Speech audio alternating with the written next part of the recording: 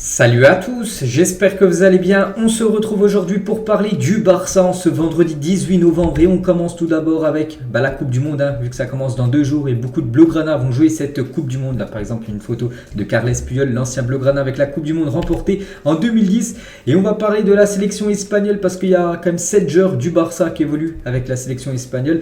Et hier l'Espagne joue contre la Jordanie, donc c'était un match amical, le dernier match avant les matchs officiels de la Coupe du Monde et ça s'est plutôt bien passé pour l'Espagne, une victoire 3-1 et 2 joueurs du Barça ont été buteurs parmi les 3 buteurs côté espagnol, de Ansu Fati et Gavi, les 2 buteurs, donc félicitations à eux, il y a aussi Nico Williams, donc on peut voir les stats de la partie, bien sûr l'Espagne totalement dominée, cette équipe de la Jordanie, et on peut voir le 11 de départ, donc Ansu Fati a commencé titulaire, Gavi également a commencé titulaire, et aussi Eric Garcia, voilà, 3 joueurs du FC Barcelone ont commencé titulaire dans le 11 de départ de cette sélection espagnole. On peut voir le temps de jeu que Luis Enrique a donné à tous les joueurs du Barça. Donc Gavi il a joué 58 minutes, il a été buteur. Ansu Fati a joué 72 minutes, il a été buteur.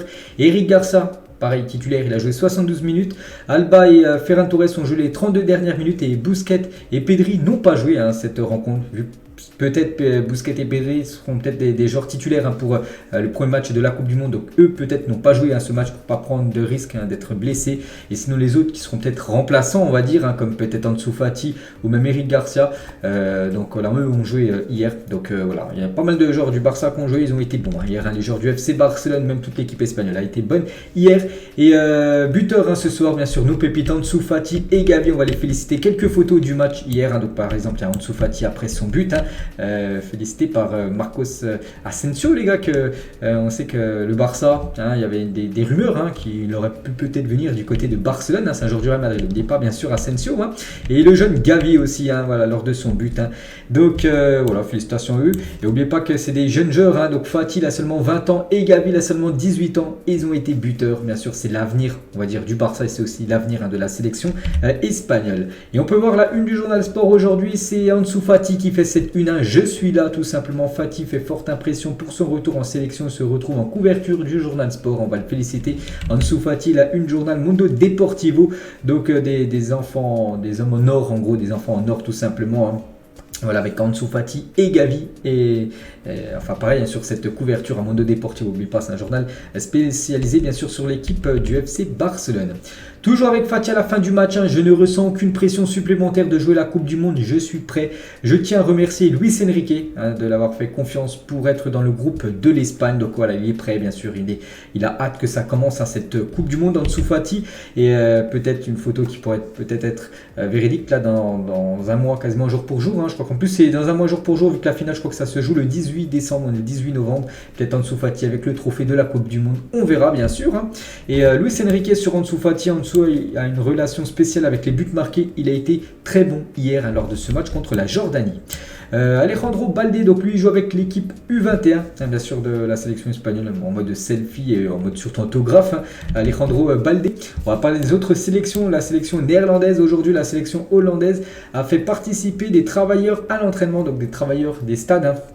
Du côté du Qatar, ils ont pu faire un petit peu échanger quelques ballons avec les joueurs stars bien sûr des Pays-Bas, dont Frenkie de Jong. Voilà quelques photos bien sûr du joueur Blaugrana, les joueurs néerlandais. Et Xavi est vraiment pleinement convaincu par les performances de Frenkie de Jong à la position de Busquets en sentinelle en numéro 6. Chaque fois qu'il a dû y jouer, la détermination de Frenkie à rester enfin cet été s'est concrétisée. Le temps lui a donné raison et maintenant c'est un joueur cadre, c'est un joueur que Xavi comptera énormément dès la reprise bien sûr de la Liga et des autres compétitions. Christensen aussi, défenseur bien sûr du Barça, les photos officielles on va dire pour la Coupe du Monde, défenseur danois. On peut voir aussi Ter Stegen, le gardien de la Mannschaft. On peut voir aussi les Français, Ousmane Dembélé, les gars, quelques photos du crack Dembélé. Et Aurélien Tchouameni, un joueur du Real Madrid, mes collègues de Dembélé en équipe de France, il a dit Ousmane c'est un très bon joueur. À chaque fois que je regarde les matchs du Barça, j'espère qu'ils vont perdre. Tchouameni, n'oubliez pas que c'est un joueur du Real. C'est une chance de l'avoir dans notre effectif. J'espère qu'il montrera l'étendue de sa qualité avec nous. On espère tous voilà, qu'il fasse une grande Coupe du Monde. Ousmane Dembélé, Jules Koundé bien sûr avec le groupe France, aussi la photo officielle pour la Coupe du Monde en mode entraînement. Rafinha du côté de la sélection brésilienne, ou même Lewandowski, les gars, qui a bien atterri, c'est hier du côté du Qatar avec la délégation polonaise bien sûr pour cette Coupe du Monde. On va parler du reste de l'info. On commence toujours avec la Coupe du Monde, vu qu'on est en période de Coupe du Monde avec les joueurs, bien sûr, qui sont en Coupe du Monde. Et là, on va parler du classement après 14 matchs en 2021 et après 14 matchs en 2022. Et voilà, on peut voir que ça n'a rien à voir, bien sûr. Donc le Barça, là, c'est en 2022, donc premier 37 points en 14 matchs, alors qu'en 2021, le Barça n'était pas même pas dans le top 6. Ils étaient loin dans ce classement. Je ne sais même pas ils étaient à quelle position, mais bref, ils n'étaient pas parmi les meilleures équipes du championnat. L'année dernière, après 14 matchs, on peut voir que ça a totalement changé par rapport à la saison dernière. Cette saison, elle est vraiment très bonne en Liga. Hector Bellerin, les gars, n'a reçu aucune offre de contrat du Betis ni d'offre de renouvellement de Barcelone. N'oubliez pas qu'il est prêté par le Betis à l'équipe du Barça. En gros, le Betis n'a pas proposé de le prolonger et le Barça n'a pas non plus proposé de le prolonger ou de le conserver. Donc voilà, c'est délicat la situation d'Hector Bellerin. Donc n'oubliez pas qu'il est en fin de contrat, en fin de saison et pour l'instant, on ne sait pas ce qui sera encore joueur du Barça dans le futur. Arnaud Martinez, les gars, joueur de Gérone, pisté pour ce poste de latéral droit parce qu'il faut un latéral droit. C'est qu'il y a Bellerin, mais bon, Bellerin, il fait pas trop le taf, on peut dire. Et Arnaud Martinez, qui est un joueur ciblé par le Barça, il a dit bien sûr que j'aimerais revenir au Barça.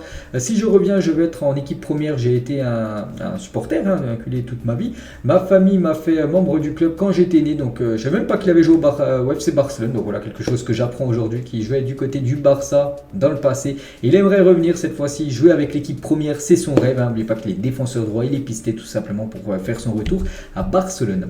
De l'autre côté, là, on a parlé des défenseurs droits, on va parler du défenseur gauche et le Barça, avec l'approbation de Xavi, a déjà pris la décision de prolonger le contrat de Marco Alonso pour un an de plus une autre année en option. Donc en gros, là, il est en fin de contrat en 2023, il devrait prolonger d'une année, donc jusqu'en 2024, plus peut-être une autre option, enfin une année optionnelle, donc jusqu'en 2025, bien sûr.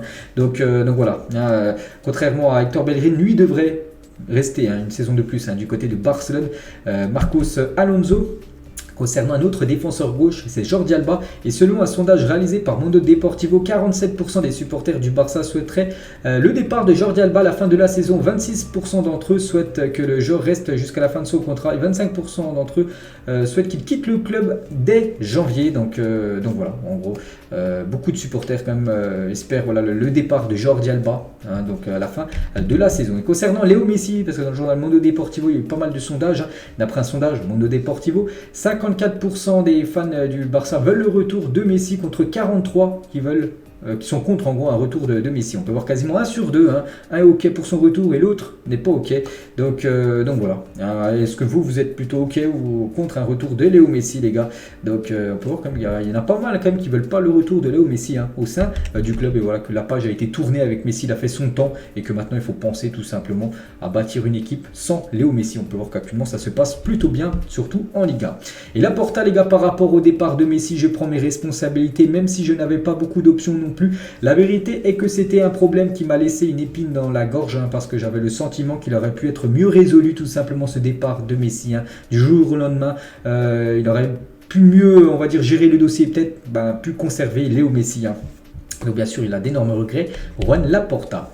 On va parler de Memphis Depay. Donc le Barça sait qu'il doit décharger des joueurs, donc en gros vendre des joueurs dès janvier pour faire de nouvelles recrues. Le départ de Memphis est le plus viable. C'est vrai que c'est un joueur qui a de grandes chances de quitter le club. C'est bien lui, c'est bien Memphis Depay. On l'annonce en Angleterre, je sais qu'il y avait Tottenham, il y a Manchester United, il y a aussi Séville, j'en ai parlé il y a quelques jours, qui est intéressé par Memphis Depay. Donc voilà, c'est vraiment peut-être ce joueur qui pourrait quitter le club dès janvier.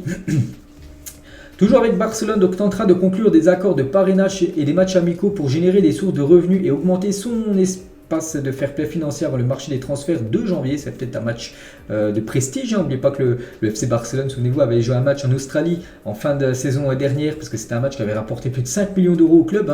Donc voilà, des fois c'est des équipes qui veulent jouer contre le Barça, ils sont prêts à payer beaucoup d'argent pour jouer contre le Barça.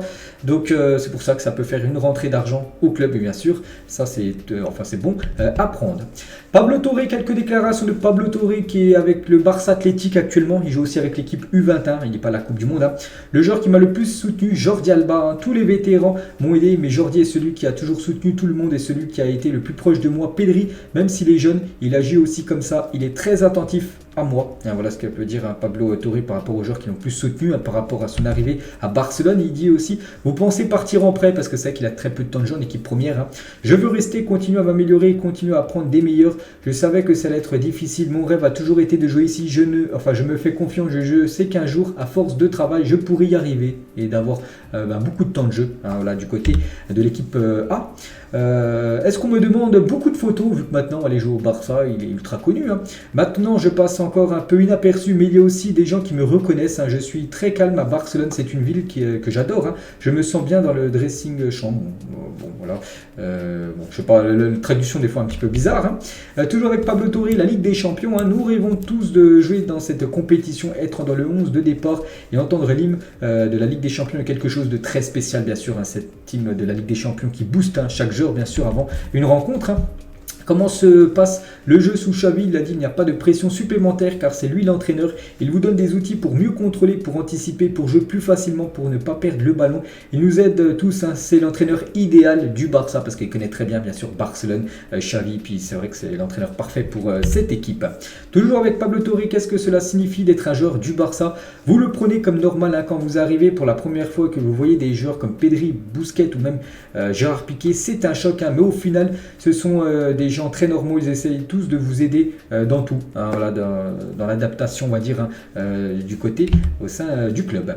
Et choisir le Barça plutôt que le Real Madrid, il a dit, j'ai toujours préféré le Barça à cause du type de joueur qu'il avait. Il y avait Messi, Iniesta, Xavi, c'était les joueurs que j'admirais le plus. Depuis que je suis enfant, j'ai toujours été plus attiré par le Barça que par l'équipe du Real Madrid, parce qu'il avait failli aussi signer du côté de Madrid. Et toujours avec Pablo Torre, un premier appel du Barça, je me souviens parfaitement, c'était une immense joie.